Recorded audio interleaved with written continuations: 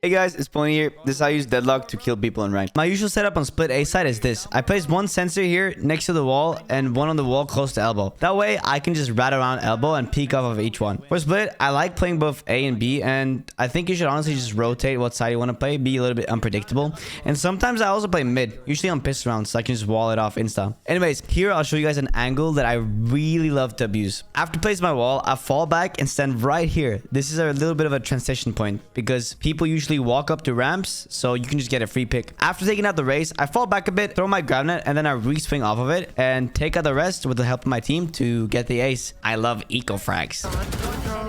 Ace! One and done, 1 HP.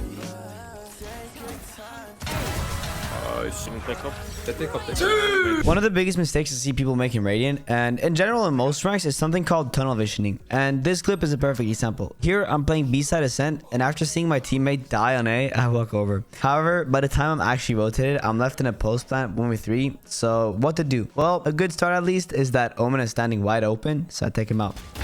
Now here comes the part with the tunnel visioning. You see, after taking out Omen, I heard the Jet close the door, meaning the only person on side now, or at least closest side, is KO, right? So instead of tunnel visioning on the Jet who's gonna flank heaven, I instead focus on KO, because if I were to only think about the Jet, they would have a crossfire on me, right? So I gotta take out KO before they're able to get a crossfire. So I ult the KO, and now I have the right to look back towards heaven. And a lot of people honestly would instinctively focus on the person who made the sound, when in reality it's important to look at the bigger picture. Don't play with me, little bro. Don't fuck with me, gang. Don't fuck with me, gang.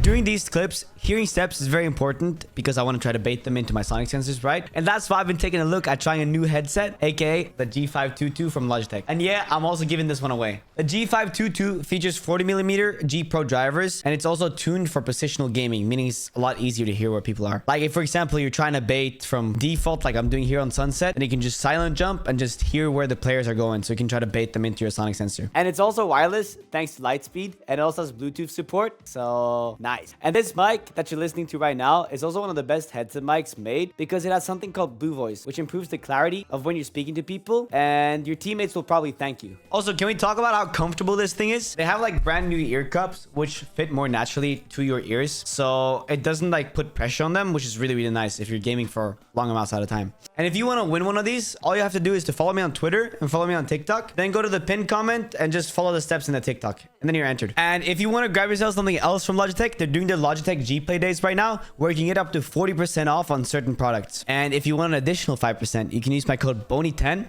at checkout for a little nice surprise. One of the biggest mistakes I see, even in Radiant Elo, is using the Vandal and Phantom at the wrong time. The way I decide what rifle to use is simple. What kind of fights am I taking? In this clip, I'm holding Plateau and Haven Seaside, so what's better here, Vandal or Phantom? Vandal gives you that clean one tap, even at long ranges, while Phantom has a better spray, faster fire rate, and of course more bullets, so it's better for close range fights. Since I'm expecting short range swings from both garage and side, I go Phantom. My default setup here on Seaside is this. I place one sensor near garage and one C-long. Then I wall deep. And since I'm hearing them breaking my wall right now, I just chill Plateau for a bit, and then I swing off my sensor and spray transfer 2 instantly. Then Jet dashes in with knives, gone. After that, I swing long and take out Sova. But here's the key moment. I only had 2 bullets left. If I had a Vandal, I'd already be out of ammo, right? That's the difference. You want to pick your rifle based on the fight.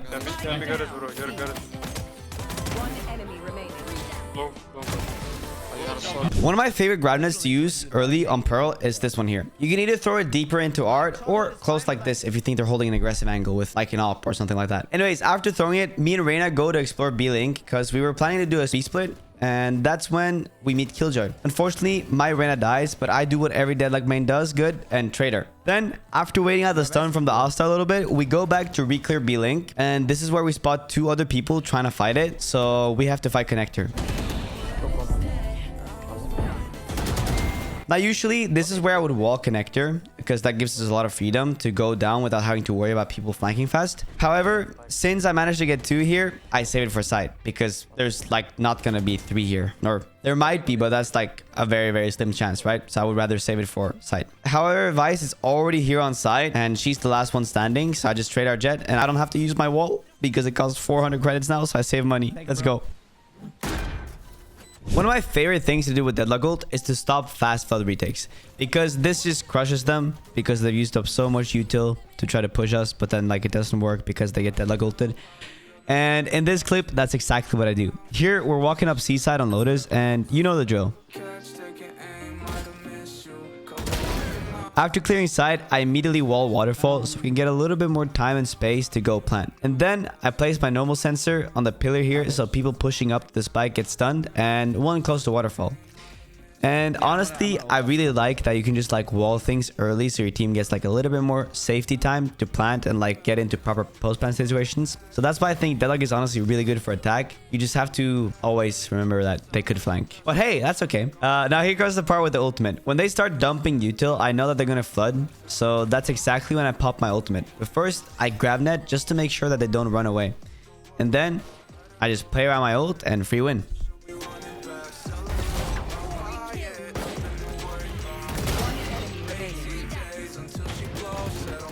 Nice. Here again, I use my granite early fart. The reason being is we're doing a B split, so this means that we can scale up fast connector and B link without having to worry about taking a fight art or getting backstabbed, right? Because we would hear it. And that's when I see my Jett fighting Teo.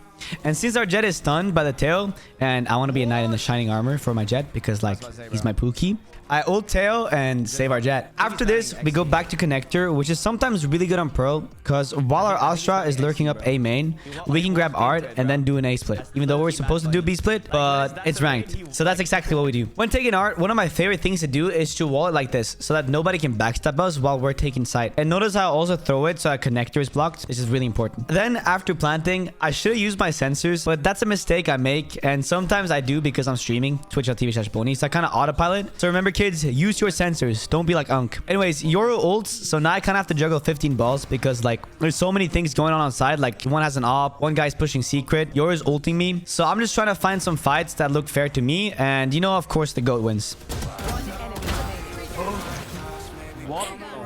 Yo, can you guys like fake your reaction and be like, whoa, that's the best thing I've ever seen? Bro, I swear to God, this was the best thing in my fucking entire life I've ever seen, bro. Missing a Deadlock ult isn't always bad, because here it tells me everything I need to know to clutch up a 1v3.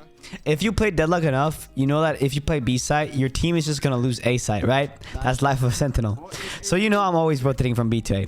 By the time I get there, we're in a 2v3, or now a 1v2. Since I've taken out Sova. Now, right before I took out Sova though, I throw my gun at default, and since I hear Clove taking that off, that means that I can push up without having to worry about two people swinging me, right? So I swing at Heaven to try to get a free 1v1. And well, what do you know? Easy one tap on the Jett. Now here comes the part with the ult. I gamble my ult because I think Clove is on the right side of Gen, right? Because that would make the most sense, because when you're granted, you usually go into safety, right? And that would be the right side of Gen. But unfortunately they aren't. But that's okay, because that gives me enough info to know that they're probably pushing me from the left side, right? And because of this, I swing out, and I do so primed and ready to take a fight. And this wins us the round. And you know, sometimes a missed Deadlock ult gives you a lot of info. So don't feel bad if you whiff it sometimes, because I've already done that a couple 100 times.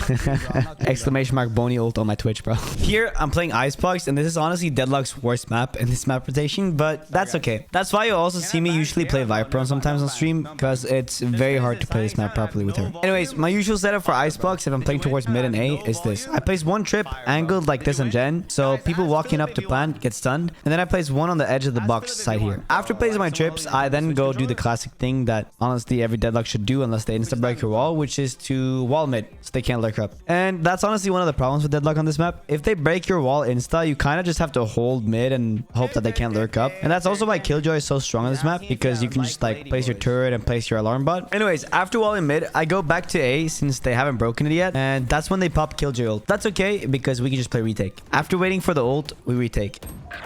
70 Sova. And killing Sova gives me my ultimate, and I already know Viper is playing close to Sova, so I just ult backside. After taking out Viper, my dear teammate gets cooked by the Killjoy, RRP, so I'm left in a 1v1 duel of the better Sentinel. But since they planted the spike kind of bad, I can just half it and make no sound so Killjoy gets stressed, and then I swing out and Senti differ. Some people to play with, and then I think you can just Q like that, I'm pretty sure. I'm pretty sure how that works.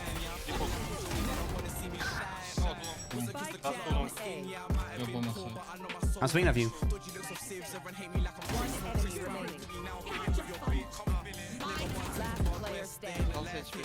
Thank you guys so much for watching the video. If you like the video, please subscribe. And all these clips are taken from my Twitch. I stream basically every day. So if you have any questions or just want to stop by for the vibes, feel free to do so. Twitch.tv/Boni. Bye bye.